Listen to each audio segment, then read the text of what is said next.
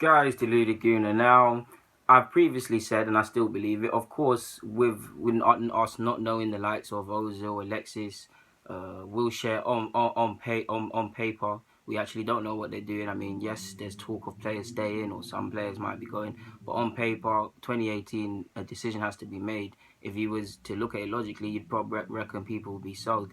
So I did see an article, I think it was by ESPN or something like that on social media. It said that Ozil and Alexis are holding up our transfer ideas. Of course, that is in the sense that previously, like I said, I've said in videos that how can you plan when you don't know who's going to be here? And also, to a degree, how can you sign players if you don't know who's going to be here? But I'm also on the side that if you look at it logically, you look at our resources, you look at the sense, you look at when we could even afford to have not signed an outfield player, and the money carried over, and the money that's allegedly in here in the war chest, and things of that nature. What is stopping you from signing players? I think that's ludicrous. Of course, I get the whole you don't know how you're going to set up, but when you see quality players, the likes of Lacazette or whoever, how is that stopping you when the other clubs are making moves? City, there's question marks over numerous of that playing squad. They've still gone out and signed players and are still in talks for more.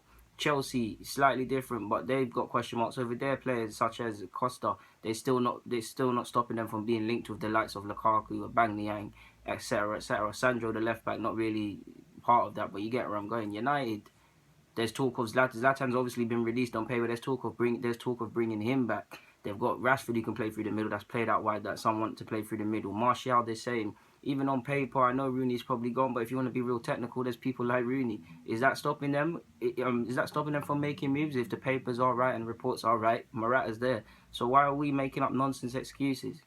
When there's quality available, you make a move, you deal with it.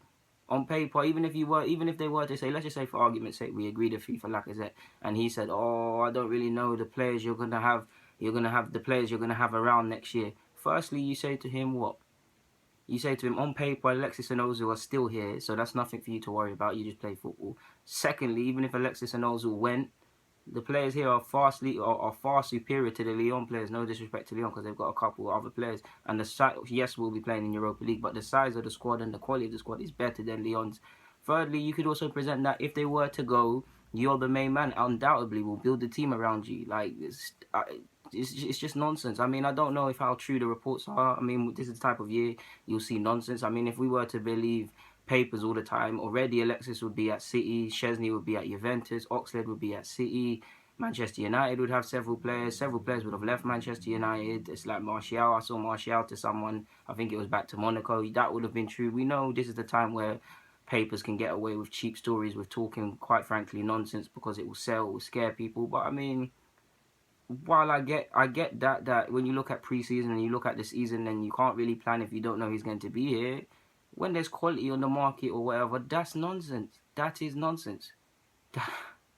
I'm sorry, but that is nonsense. Come on, there's not much more to be said, guys. I mean, there's no excuse. Just sign the players and deal with the rest next. And even if we're going to be technical, Ozil seemingly looks like he's going to stay. I mean, nothing, like I said, guys, 2018 on paper, in my head, you're gone. But, I mean, he's talking about, what's he talking about again? He's talking about how he's looking forward to Sydney and things like that. He's implying he's staying. Do you see Alexis doing that? No, you don't.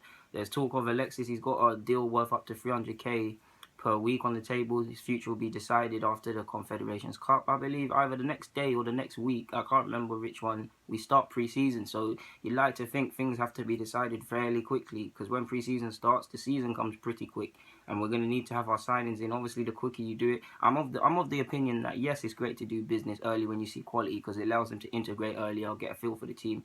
But you can't move too early because some deals start to come about. You look at Ozil, you look at numerous deals, so you're in a catch-22. But when there's players available and other sides that have arguably stronger squads than us are making moves, it's a little excuse. I don't really buy the report. So yeah, get the signings done and stop making excuses if it is true.